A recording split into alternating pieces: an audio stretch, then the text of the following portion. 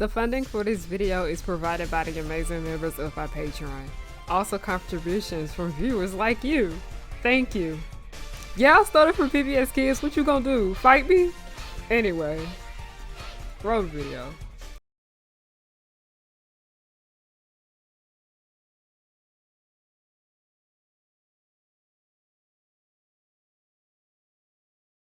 A long time ago, that being 2014, we got to meet Princess Anna in her new movie, Frozen!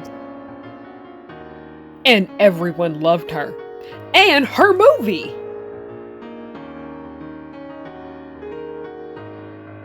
But then, 2015 came around, and everyone switched up on her! And her movie!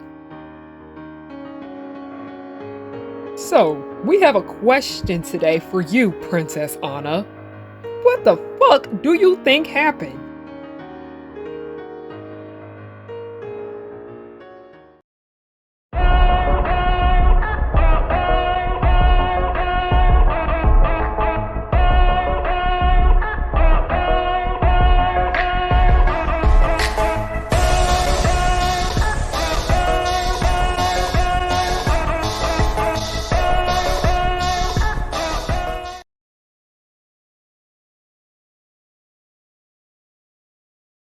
Let's go ahead and just jump right into it. Elsa.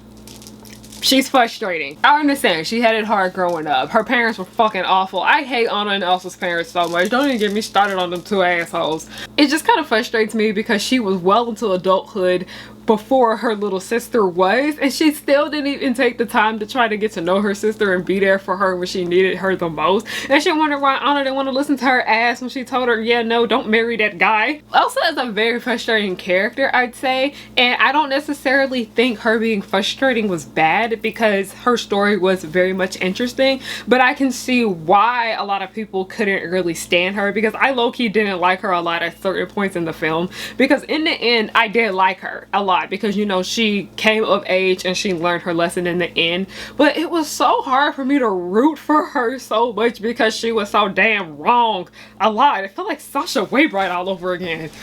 It also kind of makes me a little sad how Elsa didn't feel too comfortable with, you know, talking to anybody about this problem that she was having, and it really is truly hurtful that she felt like she could even speak to her own sister about it, because her little sister was just so confused about everything going on with her, and she was like, why doesn't my sister like me? I just want to talk to her, I want to be here for her, but she just was not there when she needed her the most. And like I said, these things don't make Elsa a bad character, in my opinion. She could be written much better, I'd say, and that is another issue that I'm gonna get into later, because this movie had a little issue when it came to time management. But she is very much frustrating because she's constantly pissing you off throughout the film. So it's like, baby, I want you to win, but you are trying it. And the way she treated her little sister was very much nasty, and she fucked up really bad. But one thing that kind of upsets me the most in the end when it comes to Frozen is that even though Elsa was dead ass wrong, and you know how she was so afraid of putting Anna in danger, she also put everybody else in Arendelle in danger too, when making them freeze their asses off, and a lot of people are just not prepared for that shit. That was absolutely unacceptable, and I understand she made a mistake in this and that and the third, but she just comes back and, like, after the, you know, everything's been really sad, she's like, oh, okay, I made a mistake, that was whatever. And I was like, baby, you do not realize that, like, you hurt so many people along the way with what you had done. It can't just be a little slap on the wrist. You owe it to these people. You surely do. Hans, hate him. And not because he's a villain. Like, I'm very big on letting Disney let the villains be mean. Oh Jesus, he's not written well. Plenty of the people don't like Disney's ongoing trend of having villains be introduced as someone who's air quote good, and then it turns out that they're actually not. So actually, let's take a look at it from two different perspectives: the good and the bad side. The good. That's how a lot of people in this damn world are. A lot of people are fuckers, okay? They would literally trick you into thinking that they are a super duper sweet person that is down for you, loves you, is helpful for you, and then they just snap on you and show their real colors. I'm telling you, that girl, Ooh, she tried it. But y'all not here for my tea. Y'all here for my takes on it's Frozen. But so many people in your life that we have good intentions for, they turn out to be terrible. And baby, that's realistic. I hate to break it to you, but I don't really have an issue with them making Hans a twist villain, because I'm really big on realism when it comes to Disney movies, because one thing that kind of frustrates me a lot is that the people act so weird in scenarios where people in real life would not be okay with what is happening at that time, like thinking of the given circumstances. So I wasn't necessarily upset with, you know, Hans being the villain, basically a good guy that turns bad, or he was secretly plotting against Anna and Elsa. It's the fact that there was no fucking lead up to it. And another reason why I'm not too harsh on these villain reveals that are coming on later on with a lot of these later Disney movies, and I say this really started in the 2000s with like Monsters Inc., because I'm pretty sure that may be one of the first Disney movies I can recall where I saw this twist villain thing being taken care of. But there is just so much controversy that surrounds Disney villains. Like, so many of them are rooted in fat phobia, racism, transphobia, and anti-Semitism, and so on and so forth. And as Disney wants to be progressive, they think introducing these characters as good and then turning them bad is a serve. And once or twice, yes.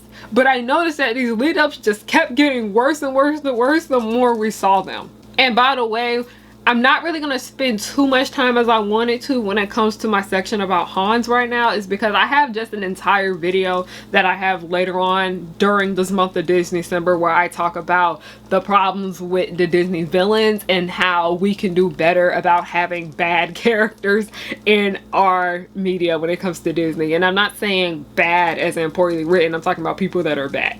But like I said, you did it once or twice, Disney. Yeah, okay, good. We saw that the creative juices was flowing there, but then they kept doing this shit to the point where it just got tired, and it was just like, yeah, y'all are getting annoying. And I think one of the worst cases of it being it was in Zootopia. I just hate that movie altogether, okay? Zootopia is my enemy. It's not good to me. And also, one thing about these twist villains that Disney really didn't accomplish when it came to this movie is that there's usually some kind of hints and clues and some lead up that they are an issue. I know a lot of people had an issue with the villain reveal in Big Hero 6, but no, there was a lot of slimy weird things when it came to Callahan. That's why that reveal didn't really kind of upset me. Yes, it could have been written better, but I'm glad that there was some kind of build up and lead up to him being exposed for the trash that he fucking was. The only sign that I can recall when it comes to Frozen of, you know, Hans being the bad guy Chun-Li is that him wanting to marry Anna as soon as he met her, but also that's kind of a stretch, because if you omit that one section right there, everything else is just not it. There wasn't necessarily any build-up when it came to Hans' character being a villain. For the most part, we just saw him as some regular schmegular guy, and then they just did a 180 on us at the last minute to progress the plot. And no, it just did not work. Hi everyone, the captain here. I just wanted to get on here real quick and tell you guys thank you so much for your support. I have gotten so much fan art from you guys, and I've met plenty of y'all in person at the conventions that I have been at. And also thank you guys so much for coming to the panels that I host. It means so much to me. You guys are so great. I appreciate every little last bit of support you guys give me. Thank you, thank you, thank you. I can say thank you 100 times, but I truly do mean it. Thank you.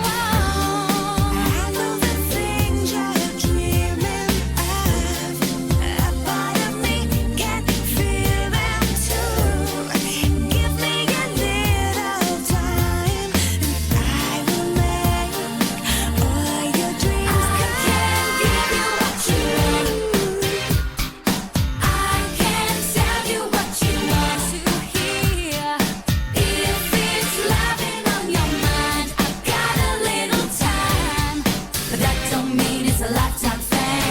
I can give you what you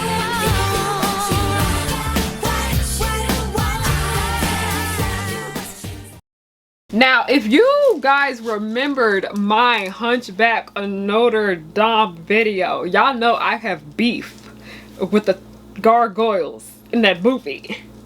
I got beef with Olaf and the trolls in this movie too. I can't fucking stand them. It's literally a Hunchback of Notre Dame all over again. I don't like these guys. And ever since I was little, I didn't really like Disney sidekicks for all that matter. And I find it funny because the main reason why Disney puts these sidekick type characters within their works, they put them in there for the sake of appealing to young children. But I'm telling you, when I was a kid, I didn't even like that shit. Me and my classmates did not like Disney side characters. I'm telling y'all, them Rats and Cinderella, we hated them. Hey, editing me here. I know the trolls are not necessarily considered to be sidekicks, but so many of the issues I have with them are kind of the same problems I have with a lot of Disney sidekicks. And then also, they're not human. And yeah. Part of the reason why I couldn't stand Olaf was for some of the reasons I didn't like the trolls. So that's why I just kind of put them together. And I do apologize if you take offense to me calling the trolls sidekicks, because they weren't. They're just insufferable to me. Okay? This is my opinion. The movie, in my opinion, I felt like could have worked so much better with these figures, and that is why I could never fully get myself to like the movie overall. When it came to the coming of age story of two adult women who, you know, learn things along the way, because you do come of age during your adult years. For those of you guys who do not know, it's been very much stressful. When it comes to that aspect of Frozen, I ate that shit up. I ate that shit down. I love that one aspect of the film, and that being the part that is very much realistic. And it's not even the magical powers that I hated, because I love that aspect too just as well, but you could also find ways to make that realistic along the way. In my opinion, I think that stuff right there was done great, but I could not bring myself to enjoy this movie a lot because of Olaf and the damn trolls. Olaf is just irritating for me. Like, he's not funny to me. He was just there as like comic relief. I know, I get it. He was a snowman that the little girls like built when they were little, but I just don't like him. Like, I remember Princess Weeks was talking about in her video about the Princess and the Frog, how she just did not like Ray, the little lightning bug in the Princess and the Frog. No, that's literally how I felt about Olaf. I can't stand him. So when it came to that realistic aspect of Frozen, I ate it up. But when Olaf and the Trolls came around, I wanted to skip through the movie so bad, but I knew I could not skip through it because I knew I was going to miss something very much important. And you want to know why? When I first started watching Frozen, like when the movie begins, I was like, yes, new Disney movie, let's eat this shit down. I'm over here viewing it and I'm like, ooh, I don't think I like these characters too much right here. Like, And then it just turns out, I was like, when I saw them in the beginning of the movie with them helping the family out, I was like, we're gonna see their asses again. We are. And I'm gonna be real, I low-key think the Trolls' song is part of the reason why I didn't like them too much either, because like, I don't like their song. It's bad. But like, with that moment in the beginning of the movie, I was like, we're gonna see their asses again, aren't we? I kept anticipating when they were gonna come back because I wasn't feeling them. But the Trolls and their damn snowman taking up so much time within this movie, that is a contribution to why Hans' switch up was terrible. It was bad because we really didn't have time. And I know Frozen was in production hell. The movie kept going through rewrites. It kept going in and out. There was so much surrounding this movie until it was finalized and put out. And baby, y'all did all of that just for this? And I'm not trying to sound rude. I'm not trying to sound mean or anything, because I'm looking at it from a writing perspective and you see how certain things do work and certain things don't work. But I was just like, how do y'all do one aspect of this movie so well and then the other part of the movie, because you know Disney always wants them to cater to the little kids, you put them in the film, you give them two really annoying fucking songs that are just not great, and then you're just sitting here like, I did not get the full effect that y'all wanted me to get. And also, in my opinion, I do think Disney would still appeal to these small kids like they want without these sidekick characters that are within them. Because last time I checked, when I be going to cons and stuff like that, them kids, they be dressed up as the princesses and all the other characters or whatever the fuck. There are little kids that hate Olaf, y'all. Like, they would have been better off without him. Okay? But also, I have to take into consideration that Disney always trying to make stuff that appeals to both demographics, speaking from a heteronormative perspective. But I'm just gonna say all people. They want everything in their movies to appeal to all people. So they know they had the storyline that had to deal with Anna and Elsa, and then, you know, Anna's love life and all of that shit. That appeals very much to, you know, girls and women and people that are non-binary. I understand that aspect right there appeals to them, but Disney also wants to have this movie appeal to, you know, boys and men just as well, because more money. And that is part of the reason why I think they included these not two characters, because there was numerous trolls in there for that male audience. But Disney, stop trying to make everything that you have appeal to everybody. That honestly is what is holding y'all back. Listen, I know that Frozen is a kids movie. I am fully aware of that. But I wish Disney would understand that they didn't necessarily have to make every animated project that they have appeal to kids. I'm gonna take 20 something for example. 20 something is a Spark short film made with Disney Pixar. It's beautiful. It's about, you know, coming of age with black women in their 20s. And the main character, Gia, is 21 years old. That is a film. Short film, but that is a film made for adults, and it was amazing. Y'all have the potential to do it. And we even saw this shit with the Hunchback of Notre Dame, that if you just cut out all the scenes with the gargoyles, that feels like an adult animated film, because that's what it is. But you know, Disney likes to label themselves as a family company, and we're gonna get there down the line on another day of Disney-cember. Because the super kiddie shit in this movie, honestly, is kind of what ruined the story somewhat for me, in my opinion. And like, half of this movie feels mature. Especially with the aesthetic, because the movie looks amazing, and low-key some stuff be looking crunchy nowadays, but it's a cute movie. The fashion, that's part of the reason why I wanted to wear Anna's dress for the sake of making this video. It's super cute. I love it. Okay, there's good music in it sometimes. But I feel like with them putting in the trolls and Olaf, it left it unbalanced in a kind of way, because it took away time from the human aspects of the movie, and why so much of that shit just felt a bit underdeveloped. Like, looking back at the Hunchback of Notre Dame, you have this super dark concept that works very well, but then you have them annoying as gargoyles in it, and the shit low-key shifted the movie's tone. And I'm gonna take a Goofy movie for example. Part of the reason why so many people like this movie so much is because it didn't feel the need to be a kiddie film, I'd say. Like, there are moments in there where it's just like, oh, this is what he wants to do, and it's kind of childish and whatnot. But overall, Goofy movie, I don't really consider that one to be kiddie. And I'm so glad that a Goofy movie didn't necessarily depend on Disney sidekicks, because it didn't need them. A Goofy movie is a film about the bond between a father and son and a first love. Frozen is also a story about two sisters that have a strained relationship with each other and are confused about what they want in life, and while the other one just has relationship drama. And it's so hard for me to appreciate that aspect of the film, because fuck, there just wasn't enough time when it came to the execution with some of these things. There wasn't enough time for the villain's build up, because so much of that time that could have been taken to develop Hans being nasty when it came to Anna and even Kristoff and then Elsa, it was spent with the sidekicks. And it's kind of frustrating because the sidekicks are actually very much important to the plot.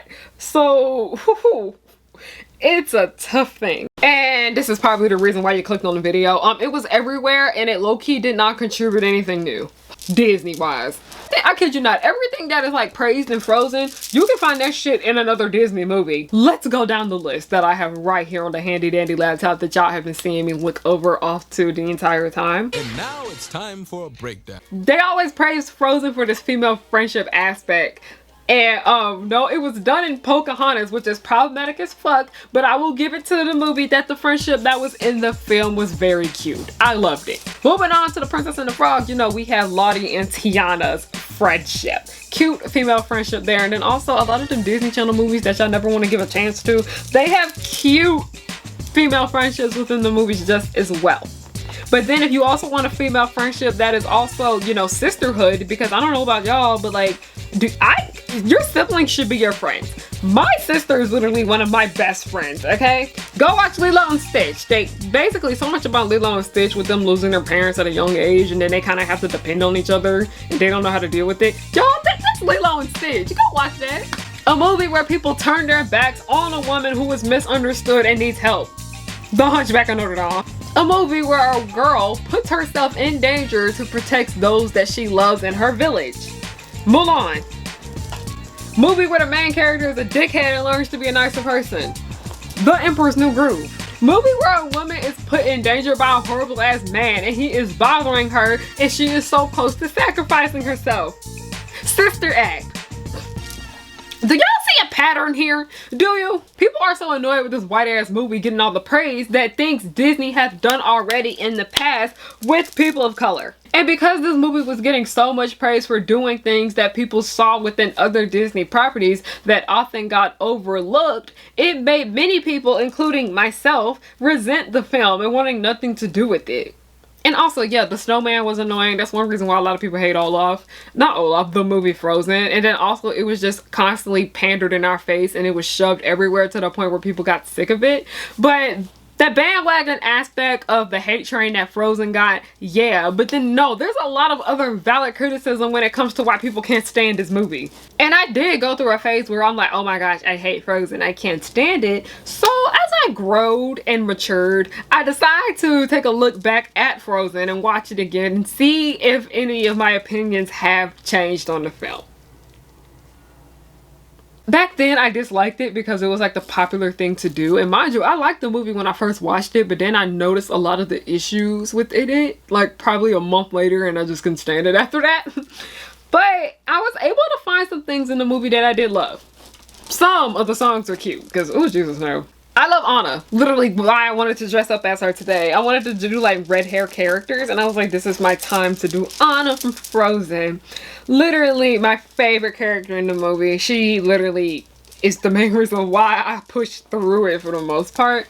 Elsa is kind of frustrating. No, not kind of frustrating. She's very much frustrating and she should have been written much better. But I gotta give it to sis. She was entertaining. Anna and Kristoff are cute as hell in this movie, okay? Their relationship is also one of the other aspects of this film that is one of my favorites. When Hans got what his ass deserved. Great. There's just so much about this movie that I didn't like. So I will just say this. I don't hate Frozen. I don't even necessarily dislike it, I'd say. It's a decent movie overall, but because of so many of the issues that I have with it, with Hans, Olaf, the pacing, the trolls, some of the music, it's not a film I would recommend. 'Cause I work hard to get to this point in my life. I'm blowing up, so don't hate, just congratulate. The Powerpuff Girls will just blow your mind. Buttercup like villains 3 at a time. Bubbles will smile while kicking your butt, and Blossom will lead them out of their rut. Cherish and Powerpuff, 2 of a kind. Both wanna save the world before bedtime. From Townsville, Memphis, New York to LA, the Powerpuff Girls are just here to stay. They coming through and fighting, and everyone they're shocking. You know no one can stop them all.